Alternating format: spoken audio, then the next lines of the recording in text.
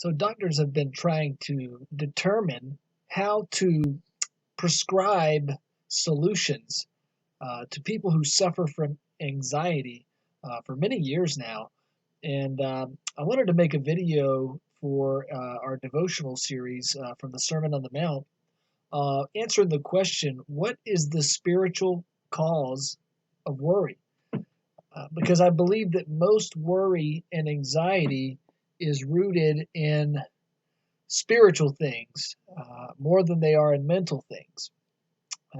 And Jesus actually devotes a portion of his Sermon on the Mount to deal with the issue of the spiritual cause of worry. So we're going to read through that, and then we're going to talk a little bit.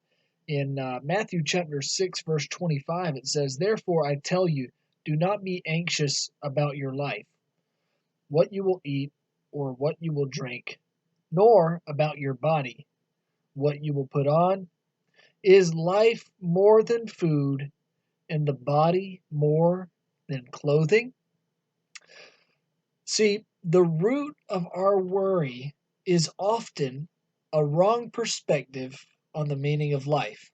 For example, if the meaning of life is to eat and drink and seek carnal pleasure, then you'll always worry about those things. If you think life is defined by simply pursuing pleasure, which is otherwise known as hedonism, where someone's pure goal in life is just to experience carnal pleasure, fleshly pleasure. And Jesus said, don't worry about what you're going to eat. Is not life more than food and the body more than clothes? That is, if you think the meaning of life is just to wear nice clothes and to be appealing in your look, you'll always worry about your appearance. And so I think having the correct meaning of life in view is how we address worry. And let me help you with this a little bit, because when Jesus is saying, is not life more than food, he's saying, you guys are allowing life to be defined by the physical things, by the physical pleasures of this world, and by the appearance that you're able to give off in your clothing. And as a result of your wrong perspective, you're worried about things that are so easy for God to provide. Let's continue looking here in verse 26. He says, "Look at the birds of the air. They are neither they neither sow nor reap nor gather into barns, and yet your heavenly Father feeds them. Are you not more valuable than they? And which of you, being anxious, can add a single hour to the span of his life? And why are you anxious about clothing?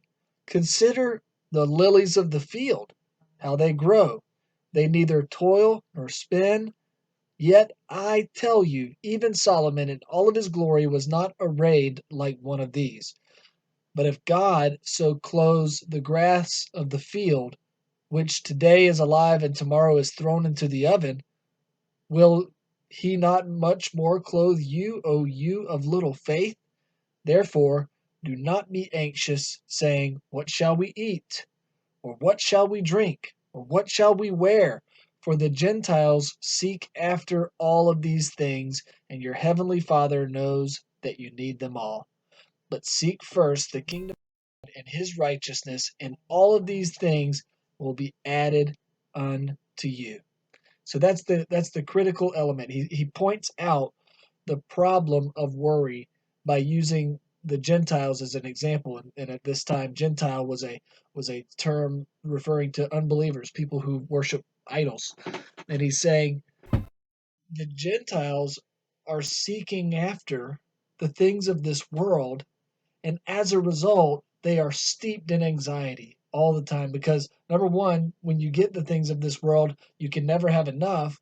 And after you've experienced a little bit of pleasure, it runs out and then you got to seek more. And so you're always constantly in a pursuit of pleasure and experiencing the anxiety. And so I think a lot of people are actually asking for medication and stuff, which I'm not against medication in the proper context, but I think we might overdiagnose anxiety because what's really happening is people have the wrong meaning of life in view.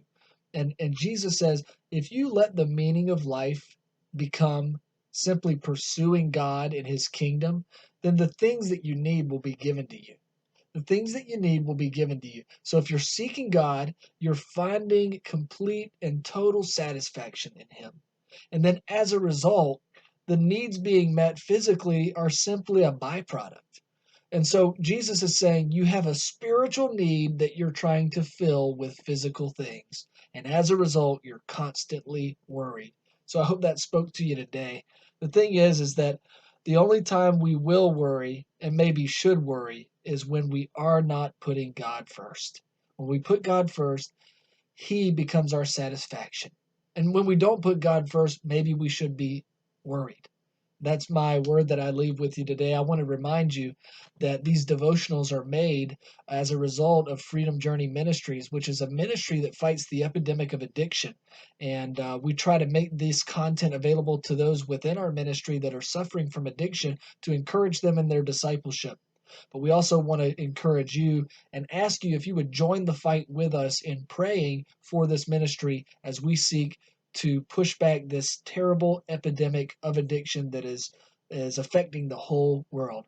So I thank you for tuning in today and look forward to continuing from the Sermon on the Mount in our next devotional. God bless.